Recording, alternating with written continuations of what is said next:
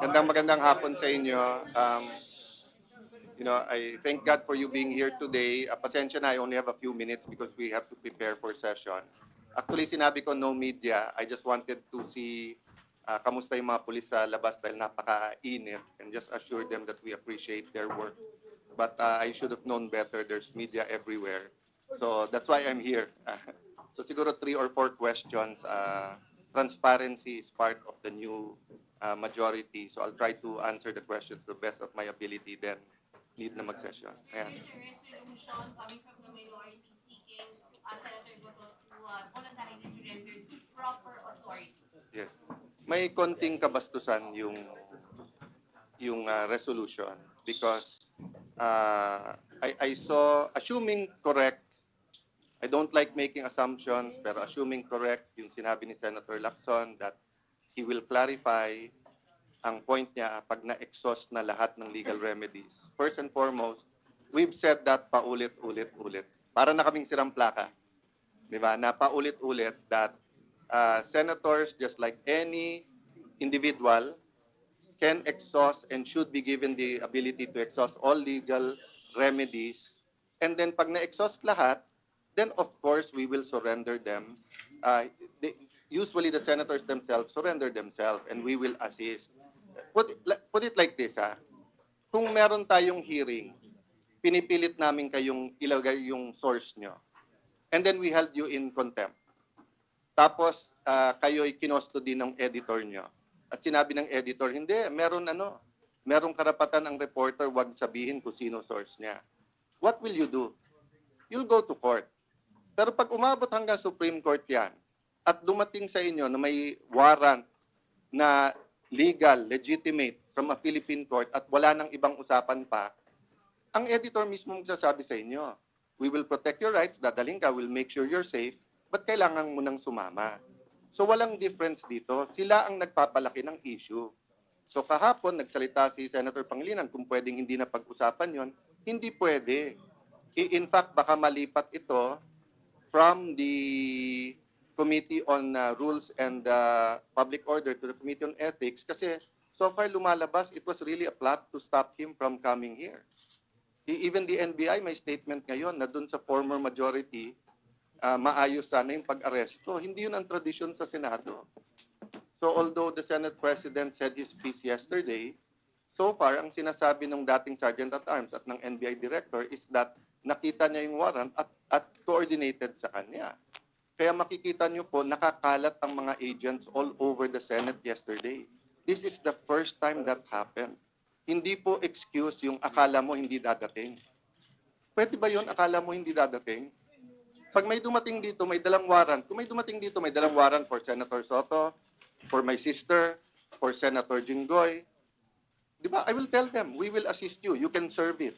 Oh, if the senator claims that he was denied due process, we'll allow him to file whatever sa court. Pag na-exhaust na yon, at hindi, at meron pa rin na warrant of arrest, this is a foreign warrant of arrest. We don't even know if it's valid or hindi. How will you be treating this, sir? So from the opposition, is it up for debates later?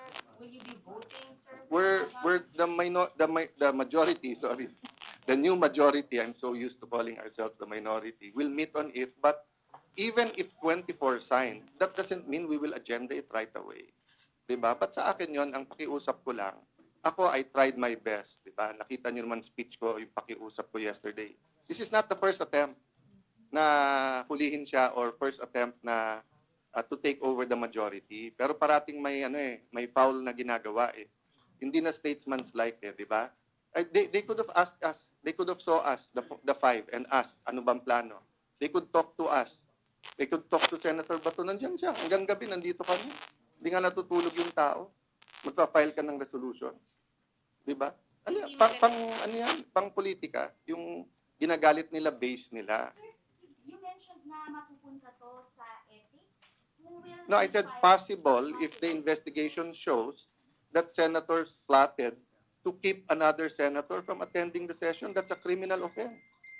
Diba? I agree with everyone who's saying na mabigat ang hinaharap natin sa ekonomiya natin. Inflation is so high. Farmers, logistics, lahat ng transport, hindi lang sa tricycle, taxi, jeepney, bus driver, including yung mga nag-aantay ng pagkain ito, ha? Pati yung mga multinational na it's not easy to import, let's say, medicine and get it to all the islands of the Philippines. Doble yung logistics mo dahil gasolina o crudo or ano din ang gamit ng mga vapor. Tapos yung diesel din ang gamit ng mga truck. So, they want to shift to that. But sila ang stuck sa hindi na sila mag-work. Sir, with your preliminary initiative, your preliminary We'll discuss on the Muslim majority. But gusto niya natas na damdamin kanina yun, nakita ko lahat ng pulis. Diba? Nakawawa naman yung pulis. They should be manning their phones. They should be at least not exposed sa araw, bringing those heavy gears. Diba? Pero we're creating this tense situation. But in your preliminary investigation, sir, may lumalabas ba na may active plot para arestuhin si Senator Bato ng Monday?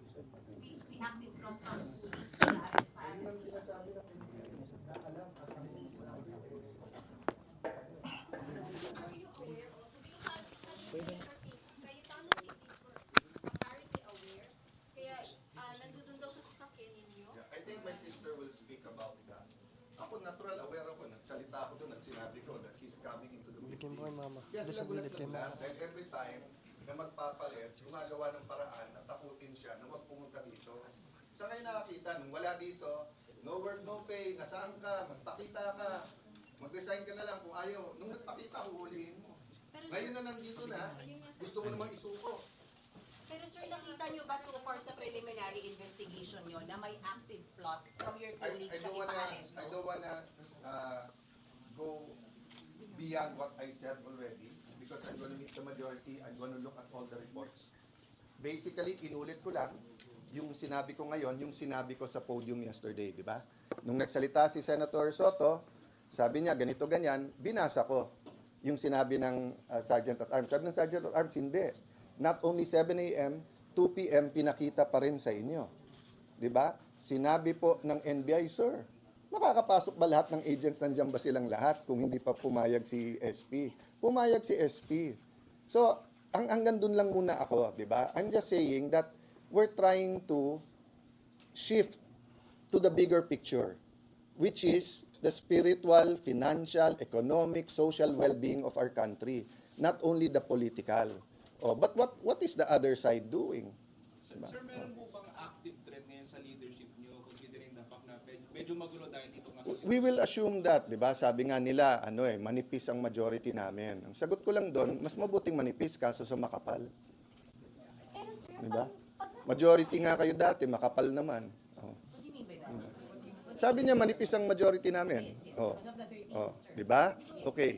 So, at the very least, ha, yung pinaka-respeto natin sa kapwa senador, makapasok ka, you can use the facilities of the Senate, hindi ka sinusundan ng CCTV, hindi ka threaten, hindi nag-iimbento ng mga accusations sa kapwa, di ba? Hindi tinatakot yung kasama mo sa majority.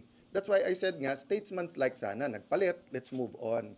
Pero sa ginagawa nila ngayon, parang pinipilit nilang magsalita kami kung bakit tumagal ang palitan ng leadership. So, kung papalitan nila kami, all they have to do is go upstairs. Nung natalo ako kay Senator Pimentel ng 2016, nag-dinner pa kami kasama si PRRD with Senator Soto, Senator Lacson. I think Senator Pimentel was there. Nagkamayan pa kami sa Malacanang bago. Then I didn't go to the SONA. I didn't go here, sa SONA na ako pumunta. Oh. Nung nagpalit at naging Senate President si Senator Subiri, wala namang problema eh. Nung umakyat kami ni Senator Escudero, pinakita sa kanya, mga boss, may pirmahan. Yakapan pa kami. Siyempre may konting sinong bumaliktad, sinong ganon. But yun, private lang yun. Diba? So, nung pumalit si Senator Soto, ang umakyat napaka-close pa sa amin. Umakyat kay Senator Cheese. O siya pa nag-oath eh. O. So, before the break, alam nila may hawak akong 14. Hindi dapat ako. It was someone else. O. Anong ginawa nila? May ginawa sila. Sir, para hindi kami umabot ng 14. So ngayon, choice nila kasi hindi namin sila atrasan eh. Pero sana isipin nila yung mga pulis na sa labas. Sana isipin nila yung oras nyo sa news. Would you rather be reporting on inflation, on tourism, on gas prices, di ba, on education, on the super El Nino? Or would you rather keep talking about Bato? Di ba? Wala naman sine si Bato eh. Hindi naman box office yung kay Bato. So may legal issue. So let the court decide. Can't we move on from that? Sir, categorical Diba? lang. What will you do with the resolution ng minority? Will you allow it to be taken up later? We're meeting right after with the acting majority leader. Pero sir, meron bang threat sa leadership niyo? There's always a threat. Kaya lalo ngayon ito na mainit ang politika. And I'm ready at any time. I didn't ask for this. If natuloy yung ating palit ng leadership bago nung break, hindi ako ang Senate President. Kung hindi ako tumulong kay Senator Cheese, hindi din. I don't want to discuss na yung each and every member nga. Kasi nga, let's face it, di ba? 24 lang kami. We have to work with each other. And the problems facing our country doesn't have political colors. Yung 7% inflation ba, kulay green ba yon or kulay yellow or kulay red? Hindi. Di ba? Pag yung tao walang mabiling gamot, yung DOH, siguro yon, trabaho muna. Mag-resign na si Secretary Herbosa. Nangako siya dito during the budget hearings, wala nang delay. Di ba? Ang City of Taguig nakabili ng flu vaccines. Binabakunahan na, mahigit 100,000 ang aming ang aming senior citizens. Bakit ang DOH huli na naman? Di ba may southern at northern hemisphere pagdating sa flu shots, patapos na yung isang hemisphere, papunta na dun sa kabila. Hindi pa tayo nakakabili. Masasabi mo ba sa senior citizen na nagka-flu, tapos nagka-pneumonia, namatay? Masasabi mo ba, sorry, kasi we failed sa bidding? Di ba, guys? Sir, sa process lang, kapag po nakita sa investigation na yung colleagues, some of your colleagues are involved in the plan or plot to arrest Senator De La Rosa, you will file an ethics complaint? Two things. One, that's up to Senator Bato dahil siya naman ang involved. Ako, I'm more talking about the institution. Sometimes, if it's more political action, it's better just to let it go and to be statesmen and stateswomen, di ba? Yung parang, okay, that's part of the game. Medyo may konti kang siko, konti kang sipa. Sige, pero no harm, no foul. No blood, no foul. Di ba? So we want to move there. We want to talk about real issues. Di ba? So let me stop there, guys, kasi I'm sure I'll brief you then by the end of the day. Yeah, last question. Last question. Na kayo po ang kumausap kay Senator Bato na magpunta rito yung Many people have been talking to him for the longest time. And as of Sunday evening, ang alam namin hindi siya dadating. Pero nagkausap kami ng Monday morning. Then he told me that he's around. And then we made the arrangement for him to get here. And that's obvious because nung nagsalita ako, di ba? Sabi ko, we have 13 and Senator De La Rosa will come in. That's why nagulat ako nung pumasok na humihingal, tumatakbo. Kasi sabi ko, you don't have to come in dramatically. Yung pala, hinahabol na ng mga ahente ng NBI. Let me stop there, guys. I just have to do some work. Tapos, yeah. Senator Pia will speak about it. But I will tell you everything because there's no crime. Di ba? Ang mag-hitch ba ng ride ngayon, bawal na? But the van is yours. I don't want to preempt yung speech ni Senator Pia, but later on we'll answer all the questions. Thank you, guys.